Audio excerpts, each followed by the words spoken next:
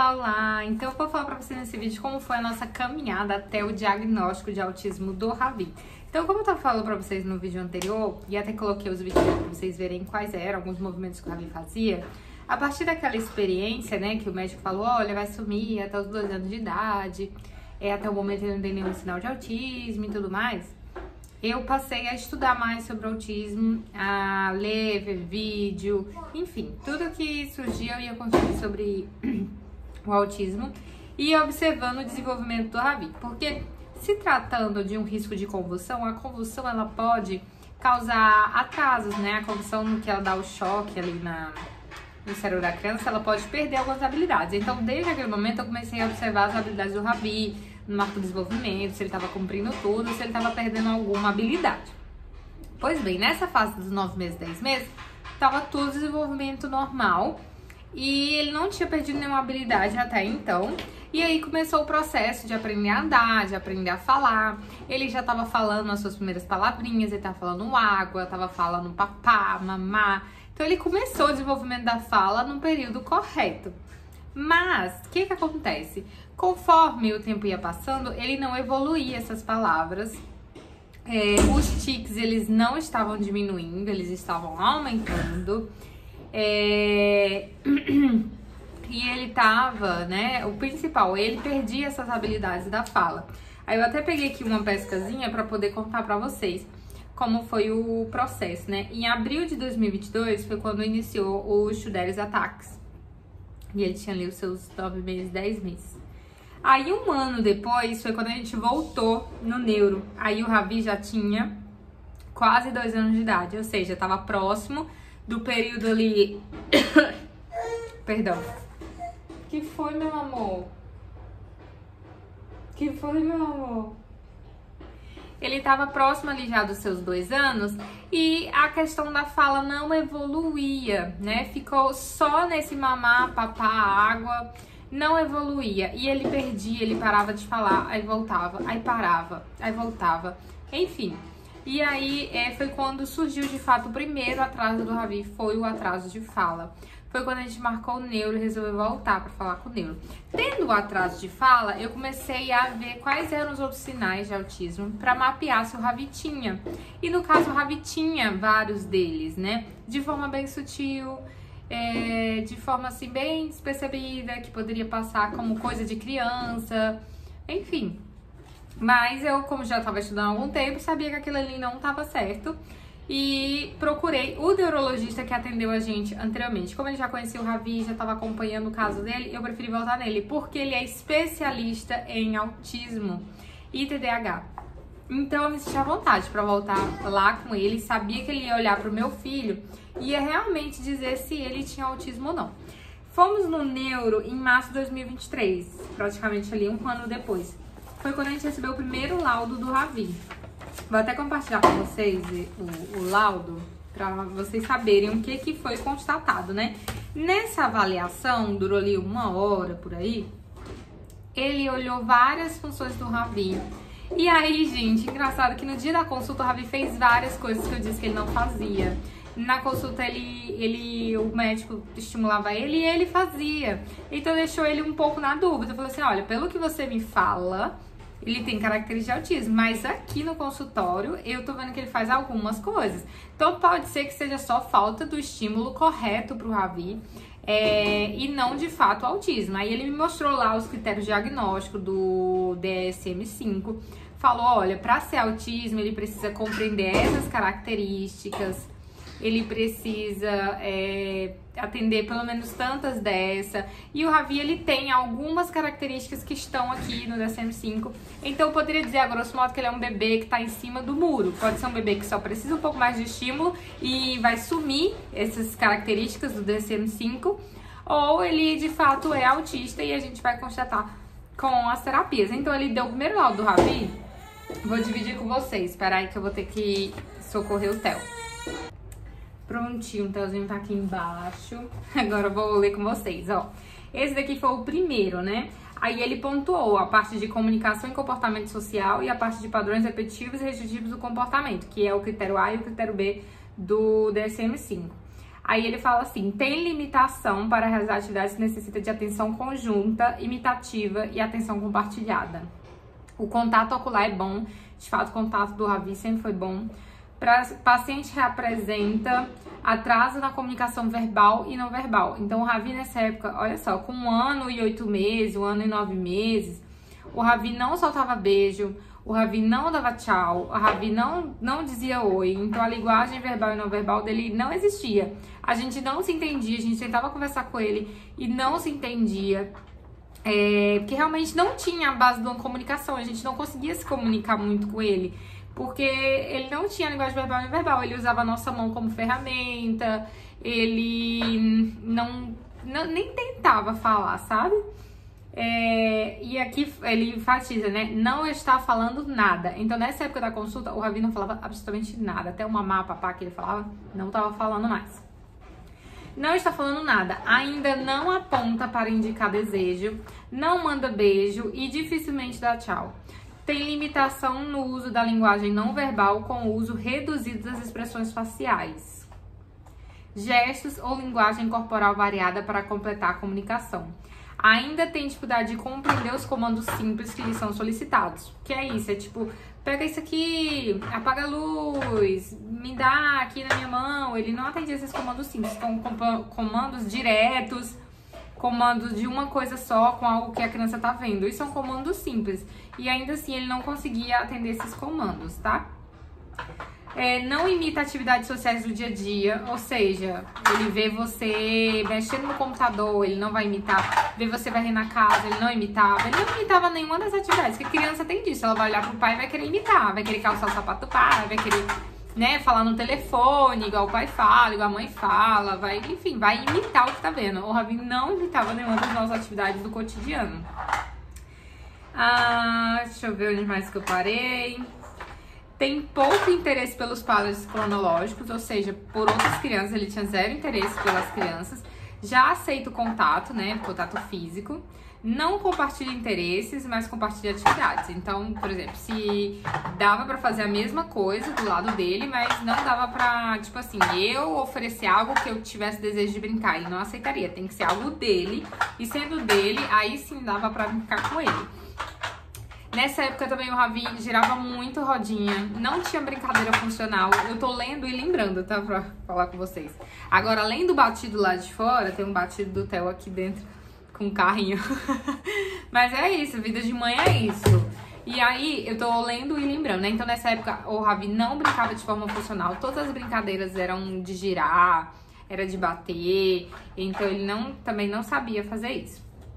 Aí do critério B, padrões repetitivos e restritos de comportamento, interesses ou atividades. Tende a estimular-se sensorialmente com brinquedos, ou seja, como girar as rodas do carrinho. Faz estereotipias motoras quando fica eufórico. Então, nessa época, os tremores não eram mais só tremores, eram estereotipias, claramente estereotipias. Então, ele já fazia o flag, ele fazia tanto esse aqui, como ele fazia assim. Inclusive esse daqui até hoje ele faz e eu não limito mais, depois eu vou falar mais sobre isso, mas hoje eu não corrijo estereotipia do Ravi. Estereotipia é uma forma de expressão do autismo, então eu não corrijo a estereotipia dele. Quando ele era pequenininho, que ele fazia muito isso daqui, eu cheguei a cometer um erro terrível, que foi de corrigir. Eu disfarçava. E eu considero um erro que eu cometi. Eu disfarçava e falava assim, é um passarinho, Ravi, é um passarinho? Então, até hoje, você vê como uma criança não esquece. Até hoje, quando ele vai fazer o flag, que é espontâneo, ele fala passarinho e ri. Teu, passarinho e ri pra mim. Aí hoje eu já tento, né, corrigir meu erro e falar, meu amor, passarinho, pode fazer, fica à vontade, pode fazer o passarinho. E aí ele já faz, inclusive ele tem feito mais. Aí quer dizer que eu tô incentivando ele a fazer mais? Não, mas eu entendi que a estereotipia é uma forma de expressão do autismo, certo? Então eu escolhi não barrar estereotipias. Aí aqui fazer estereotipia motora quando ficou eufórico e tem aversão a determinadas texturas. Então ele tinha ali, naquela época, pisar em chão muito liso, cabelo, molhar a mão. Algumas dessas coisas ele não suportava e até hoje não suporta ainda. Aí ele concluiu como o paciente é de risco para o transtorno do espectro autista. Aí, nesse laudo aqui, ele me deu a orientação para procurar psicóloga, terapia ocupacional e fono. E ele me deu esse laudo de paciente de risco para autismo já com o CID-10 F84 para que o Ravi tivesse acesso à estimulação precoce, para que ele pudesse passar por uma avaliação no futuro, mas aqui ele já estaria como autista mesmo. Esse laudo já servia para dizer que ele era autista, mas ficou... Vocês concordam comigo que ficou entreaberto, tipo, pela conversa, ficou entreaberto que poderia existir a possibilidade que após o Ravi ter essa intervenção das terapias, ele não tivesse mais características do critério diagnóstico, que pode acontecer, tá? Até esclarecendo pra vocês, pode acontecer de uma criança muito pequena, recebe o estímulo precoce e aí perde essas características que dariam um diagnóstico do autismo. E não é que ela deixou de ser autista, ela só não era. Ela tava com comportamentos que pareciam de autismo, mas não era. Aí o autismo é descartado depois. No caso do Ravi, não. No caso do Ravi... Oi, meu amor.